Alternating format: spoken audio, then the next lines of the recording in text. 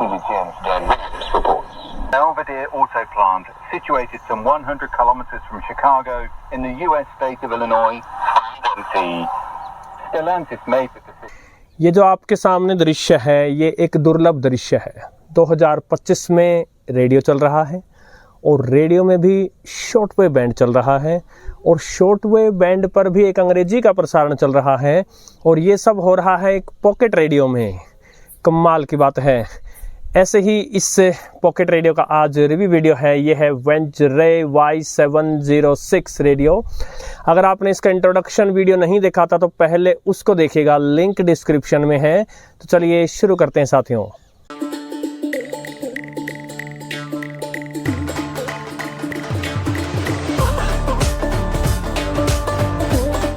साथियों, जैसा कि मैंने इसके इंट्रोडक्शन वीडियो में बताया था, ये बहुत ही इंटरेस्टिंग रेडियो है। इसके कई पॉइंट्स जो हैं मुझे बहुत अच्छे लगे इसके प्राइस के हिसाब से, और कई पॉइंट्स ऐसे हैं जहां ये बहुत कमज़ोर भी निकला।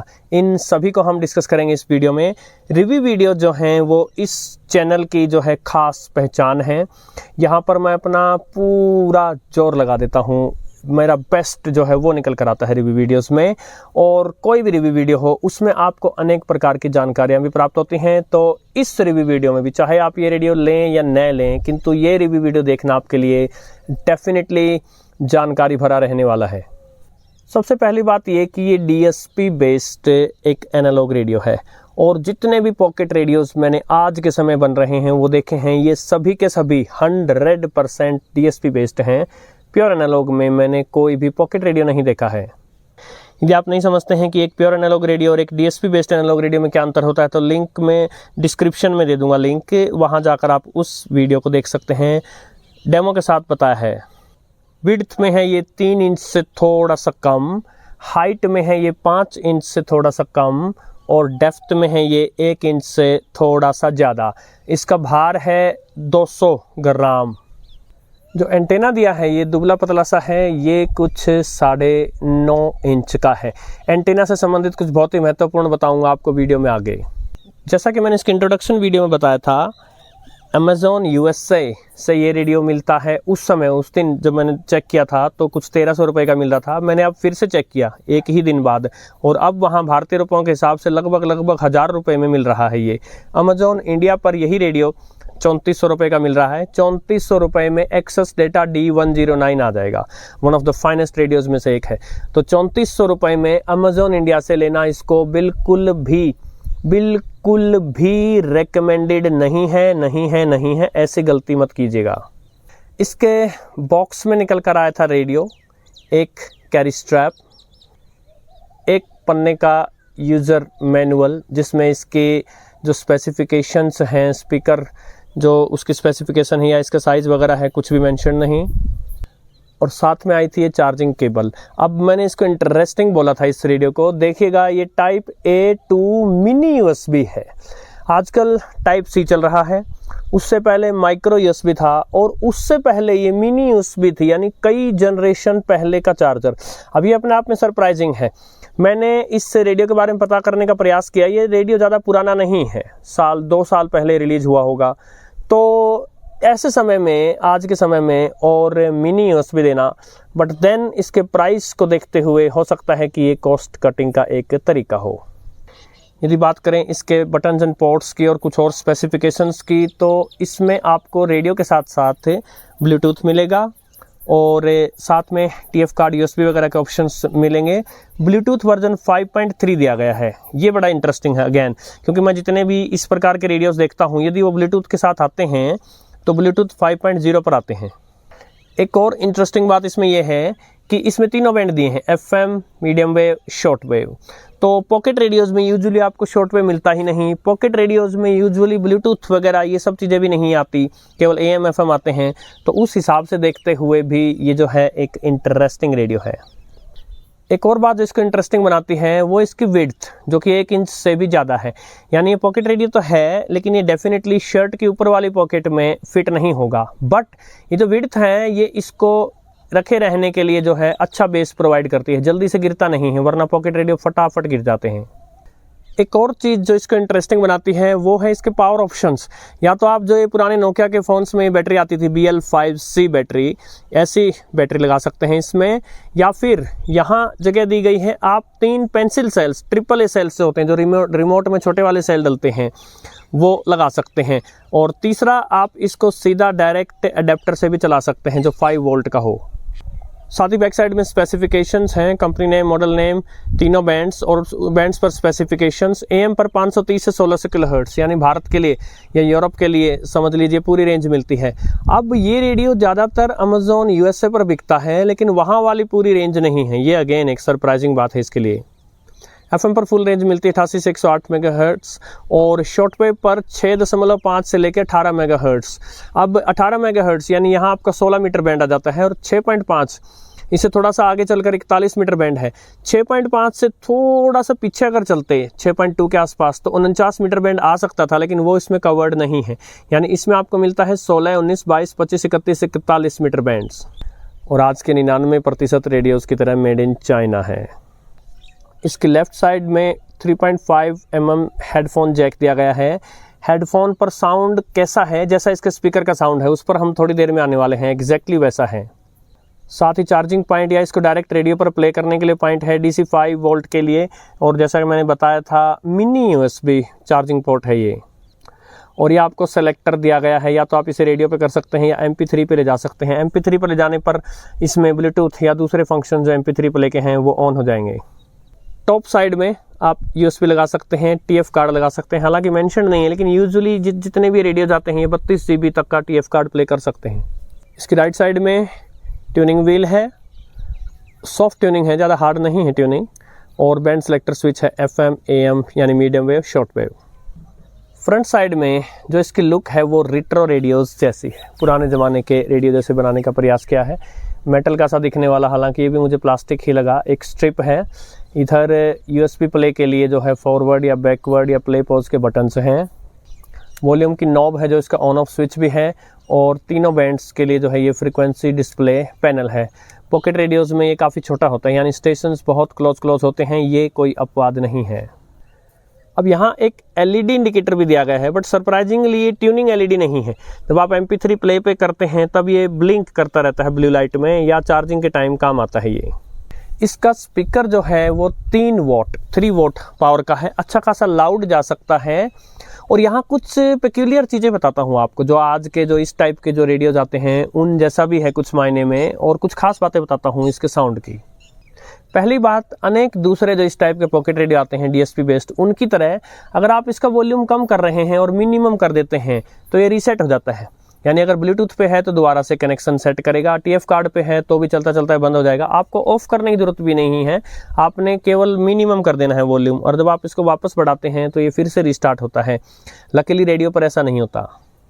दूसरा, इसके साउंड की खास बात यह है कि जब आप इसको TF कार्ड पे चलाते हैं तो ये लाउडर चला जाता है। अब एक्सेस डेटा D109 में हमने देखा था कि आप उसको ब्लूटूथ वगैरह पे चलाएंगे तो वो जो साउंड जो है उसका बहुत ज़्यादा लाउड नहीं जाता, और ऐसा इसलिए किया जाता है ताकि आप उसको फटाफट कई देर जो है उसको ब्लूटूथ से या TF कार्ड पे चलाकर उसकी बैटरी जो है उसको समाप्त नहीं कर दें, वरना फिर ये इंप्रेशन जाएगा कि इसका बैटरी बैकअप अच्छा नहीं है। किंतु इस रेडियो में उल्टा है, रेडियो में साउंड उतना लाउड नहीं जाता जितना TF कार्ड या ब्लूटूथ में साउंड लाउड जाता है। लेकिन यहाँ एक कैच भी है, जिस प्रकार वैसे छोटे स्पीकर्स को बेस निकालने में काफ़ी समस्या होती है, लेकिन जिस प्रकार की बेस ये रेडियो पर निकालता है वो बेस ये ब्लूटूथ या TF कार्ड पर नहीं निकालता। लाउडर साउंड देगा उधर, बट हाई बेस साउंड नहीं देगा। वहाँ मिड्स पर और ट्रेबल साइड जो है वहाँ क्लियर साउंड देता है, बट जब आप इसको रेडियो पे प्ले करते हैं तब ये बेस जनरेट करता है। ये भी एक कमाल की बात है। और ये बात केवल इसके स्पीकर पर लागू नहीं है, इसके हेडफोन पर जो ये साउंड देता है वहाँ पर भी लागू है। वहाँ भी मैंने नोटिस किया कि रेडियो में अच्छी बेस मिलती है और MP3 प्ले में, ब्लूटूथ वगैरह में वो बेस नहीं मिलती, लेकिन लाउडर जाता है उधर साउंड। ये भी एक कमाल की बात है। तो साउंड का सैंपल आपने शुरू में सुना था, और अब मैं जब ये रेडियो ट्यून करूँगा इस पर तब सुनेंगे। MP3 प्ले वगैरह मैं यहाँ नहीं करने वाला हूँ। बट बात करें इसके रिसेप्शन की तो अगेन ये सरप्राइजिंग रेडियो है एक। यूजुअली क्या है, आज के समय में FM कामयाब है तो कोई भी रेडियो FM पर बेटर रिसेप्शन का प्रयास करेगा, किंतु इसमें उल्टा है। ये FM पर न केवल इसका रिसेप्शन खराब है, अपितु FM पर ये ज़्यादा लाउड भी नहीं जाता। जब तक कि इसको काफ़ी स्ट्रॉन्ग सिग्नल नहीं मिल जाएगा, FM पर ये लाउड नहीं जाएगा। मीडियम वेव पर इसका रिसेप्शन FM से बेटर है, बट अगेन वहाँ पर भी सिग्नल काफ़ी स्ट्रॉन्ग मिले तो ही लाउड जाएगा, वरना लाउड नहीं जाएगा। बट शॉर्ट वेव पर अगर सिग्नल कमज़ोर भी मिले तो भी ये उसको लाउड चलाएगा। इनफैक्ट ये अपना बेस्ट देता है शॉर्ट वेव पर। तो ये आज के समय काफ़ी सरप्राइजिंग बात है। अब समय आ गया है इसको ट्यून करने का। पहले FM पर चलते हैं। FM पे जो स्टेशन हैं वो यहाँ 90 से 180 किलोमीटर दूर हैं। और यहाँ एक रिसेप्शन के बारे में जो मैंने एक पहले वीडियो भी बनाया था कि 1 मिनट में एक तार से बना एंटीना, उसका जादू भी दिखाऊंगा आपको। चलते हैं। ये फुल वॉल्यूम है।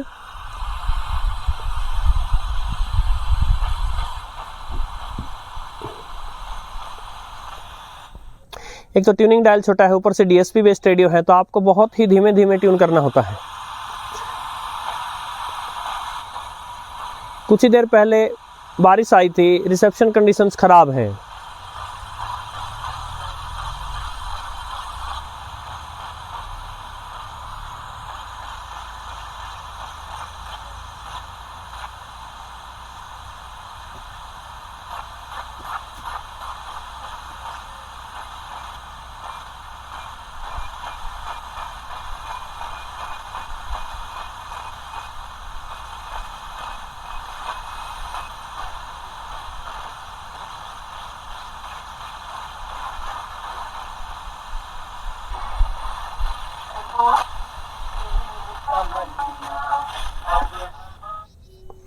जब मैं इसको इधर से इधर ट्यून करके ला रहा था, तब तो इसने यहाँ जो लोकल FM स्टेशन है हिसार 90 किलोमीटर दूर है, 10 किलोवाट पावर का ट्रांसमीटर वहाँ, उसको भी नहीं पकड़ा। वो तो मैं उल्टा गया हूँ क्योंकि मुझे पता है उसको तो पकड़े ही गा, तब जाकर उसे पकड़ा है।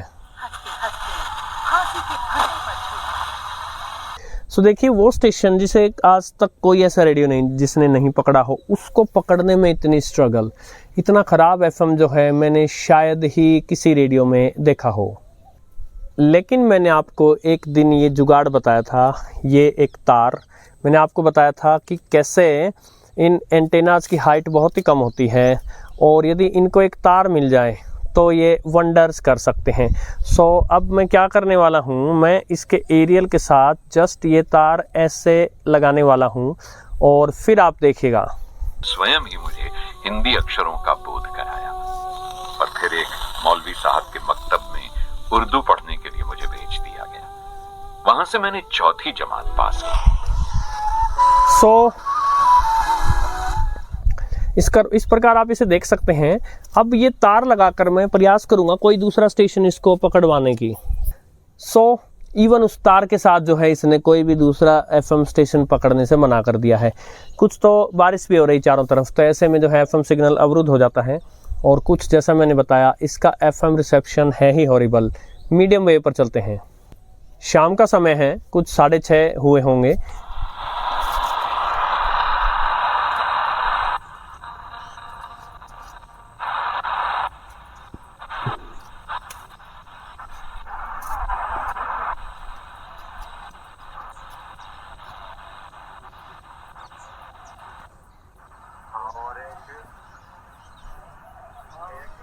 ये आकाशवाणी का रोहतक केंद्र है जो बंद हो गया था।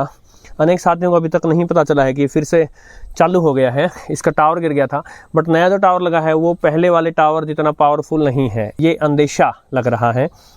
पहले 20 किलोवाट पावर का ट्रांसमीटर था, अब लगता है 10 किलोवाट का है। सिग्नल कमज़ोर आ रहा है इसलिए इसने वॉल्यूम डाउन कर दिया है। इसे सॉफ्ट म्यूटिंग कहते हैं। DSP रेडियोज़ की ये एक समस्या होती है, यदि सिग्नल का पोषण नहीं मिल रहा तो वॉल्यूम को बिल्कुल ही डाउन कर देते हैं। ये देखिए ये फुल वॉल्यूम है। जो सिग्नल स्ट्रॉन्ग मिलेगा वहां वॉल्यूम देखेंगे। स्पेशली नॉर्थ साइड में उसको सामक के चावल कहते हैं।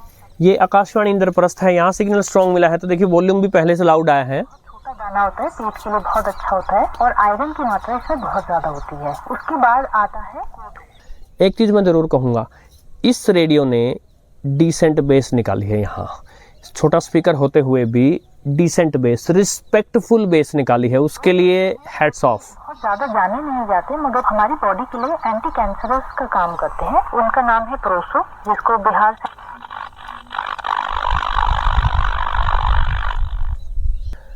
और अब चल पड़ते हैं इसके शॉर्टवेव बैंड पर।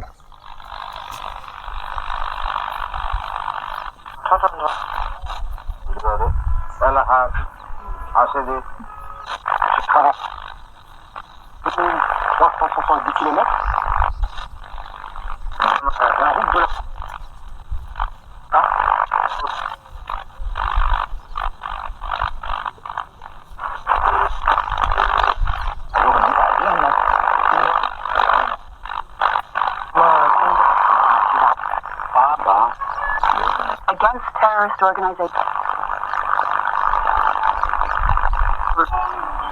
may occur in the course of combat. It said the details of Leanne's case have been recorded. ये BBC है। जब हमने शुरू किया था ये वीडियो बनाना, जब मैंने, तब 6:30 से पहले का टाइम था। 5:30 से 6:30 16 मीटर बैंड पे आता है, तो वो यहाँ 18 के आसपास चल रहा था। अब 6:30 के बाद ये 19 की तरफ आ जाता है और 25 की तरफ। 19 पर तो खैर 2 घंटा चलता ही है, 5:30 से 7:30, और लेकिन 6:30 से 7:30 ये 25 पर भी चला जाता है।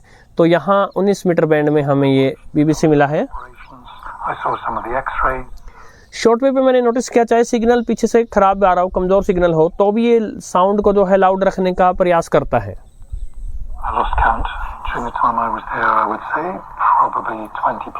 प्यारी बेस मिल रही है। It's an international. 这样的负责的一个是我。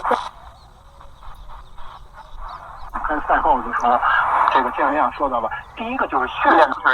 of course really slow चलना पड़ेगा।如果比如说我们就单纯就我们传染病来讲的， China red international different territories from different countries, I think that has changed a lot because before that, the United States has put up. ये भी China red international ही है।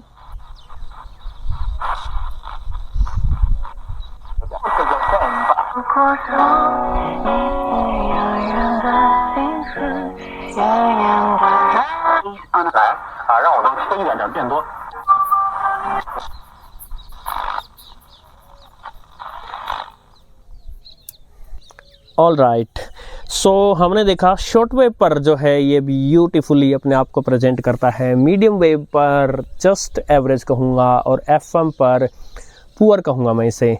और जैसे मैंने बताया, Bluetooth वगैरह पर साउंड लाउड चला जाएगा, लेकिन बेस में कमी आएगी। कुछ चीज़ें जैसे बैटरी बैकअप या बैटरी चार्ज करने में कितना टाइम लेता है, वो मैंने इसका टेस्ट नहीं किया, क्योंकि इसमें जो बैटरी लगाई है मैंने वो एक्सेस टाटा D328 की बैटरी लगाई है। और एंड में मेरा वर्डिक्ट, यदि आप US से जाते हैं या कहीं से बाहर से इसका जुगाड़ होता है, भारत में कहीं से सस्ते में जुगाड़ होता है, तो 1000 रुपये तक के प्राइस में इसको कंसिडर किया जा सकता है, कंसिडरिंग कि ये पॉकेट रेडियो है और उस लिहाज से रिस्पेक्टफुल बेस देता है और शॉर्टवेव बहुत अच्छा है इसमें। आशा आप सबको ये वीडियो पसंद आया होगा साथियों। नमस्कार।